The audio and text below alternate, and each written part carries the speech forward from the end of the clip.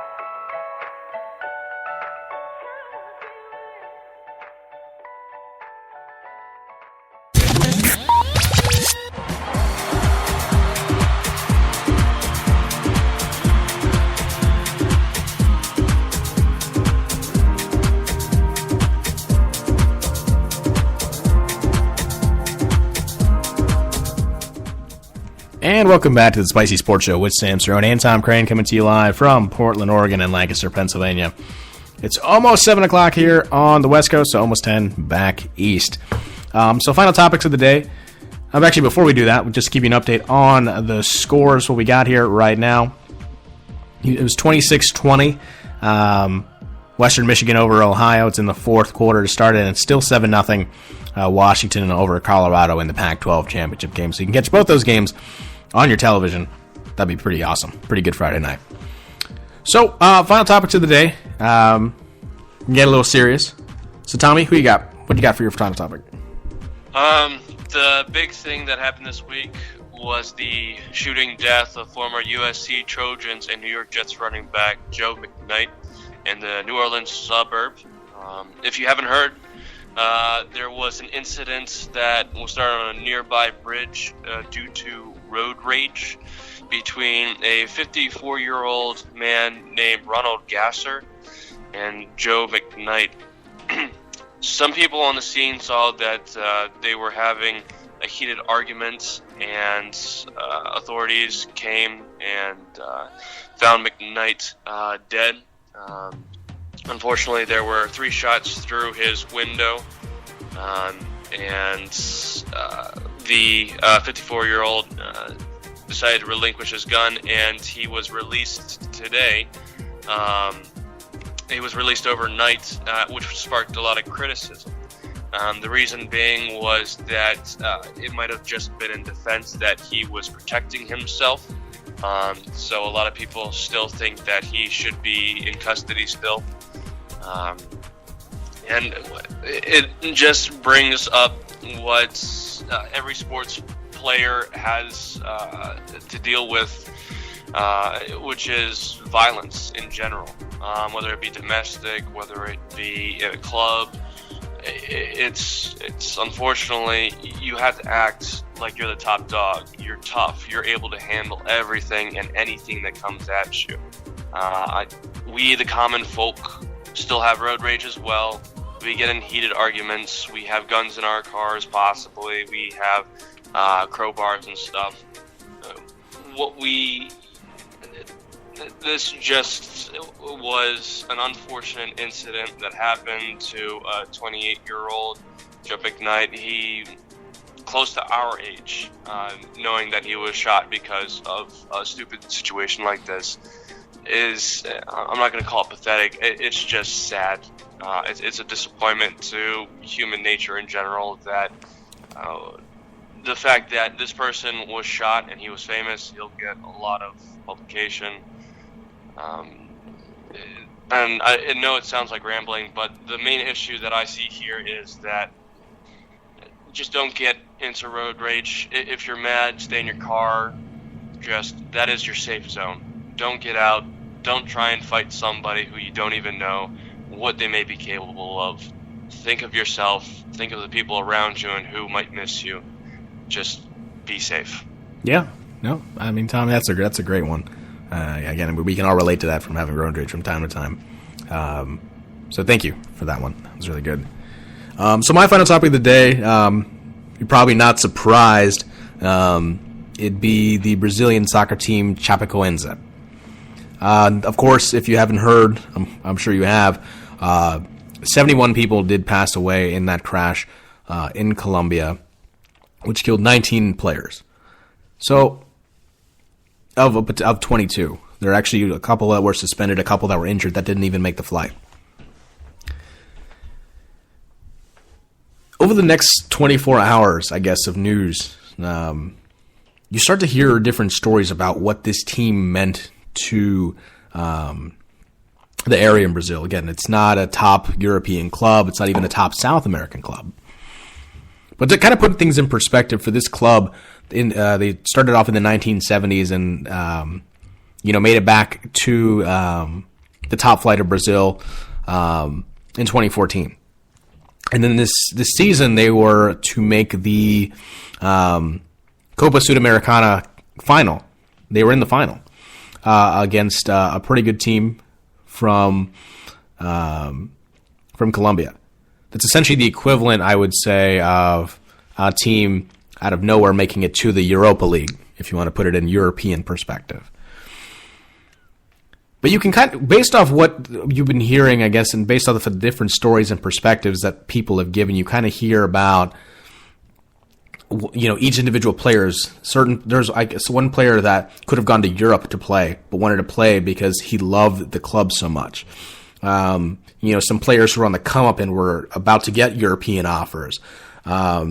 People who this was their last opportunity, and they took it on a club that many had, few had faith in outside of the city, and the city was given so much energy by this essentially Disney of a storyline, getting to a club final for the first time ever, and they beat some pretty good clubs.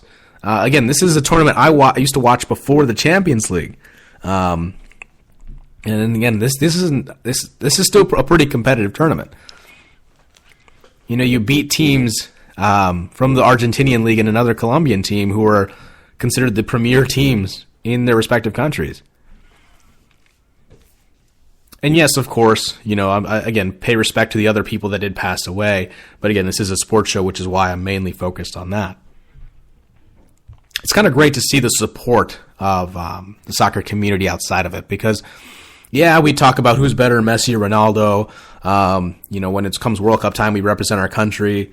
There's always these heated debates. But when it comes to a time where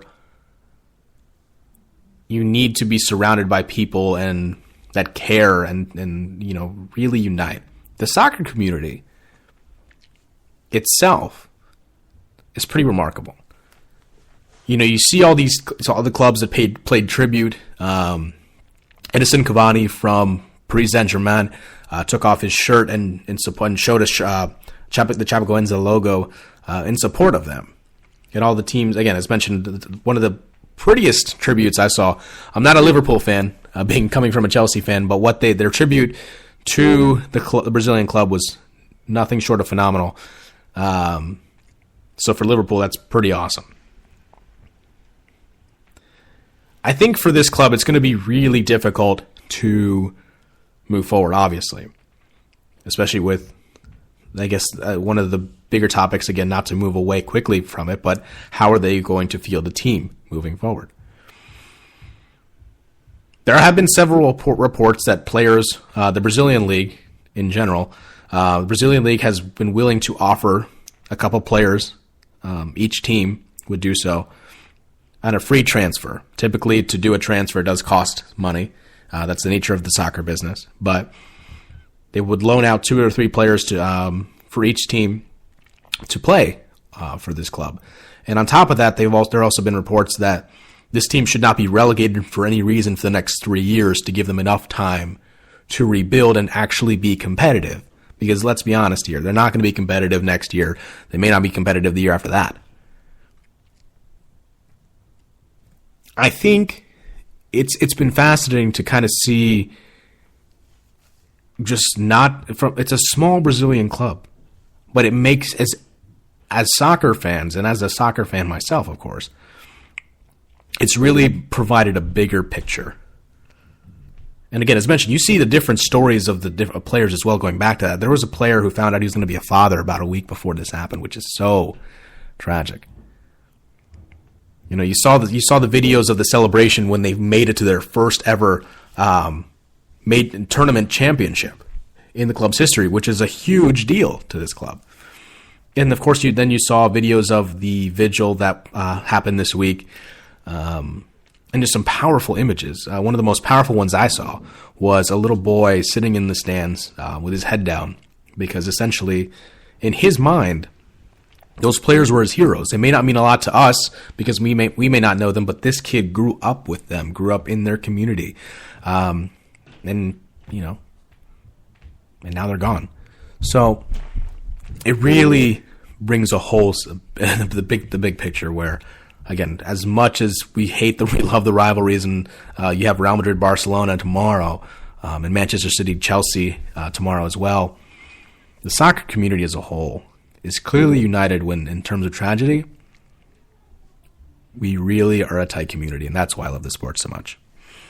Thank you so much for listening. I always appreciate it. And of course, thank you, Tommy, for coming on. Appreciate it very much as well. We'll throw it out with some music here. Closer, the Chainsmokers, Spicy Sports Show with Sam Cerrone and Tom Crane. Until next time, see ya. Be safe.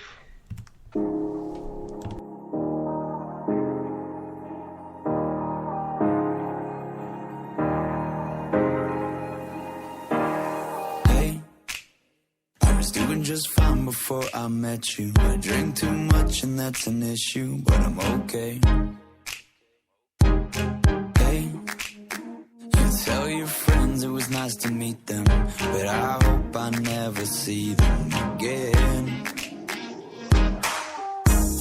I know it breaks your heart. Moved to the city and I broke down crying.